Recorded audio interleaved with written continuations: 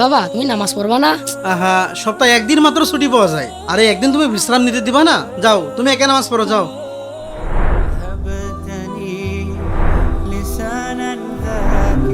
আরে boss phone দিয়েছে।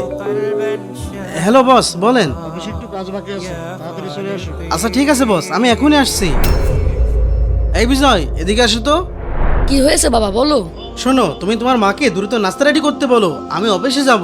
না না বাবা, তোমার যাওয়া লাগবে না। কি বলছো এসব? আমি যদি অফিসে না যাই তাহলে আমার বস তো নারাজ হবেন। ও অফিসে না গেলে বুঝি তোমার বস নারাজ হবে? আর মসজিদে না গেলে আল্লাহ তাআলা বুঝি নারাজ হবেন না? সামান্য কিছু টাকার জন্য তুমি তোমার বসের গোলামি করো, কিন্তু গোলামি করতে হবে আল্লাহর, যিনি তোমাকে সৃষ্টি করেছে, চোখ দিয়েছে, হাত দিয়েছে, নাক দিয়েছে, সব কিছু দিয়েছে, আর তুমি তার গোলামি না করে মানুষের গোলামি করে বেড়াচ্ছ।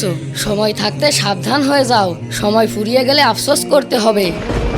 প্রিয় দর্শক, তাই আসুন রবের দিকে ফিরে আসি, আর ভিডিওটি ভালো লাগলে সাবস্ক্রাইব করুন।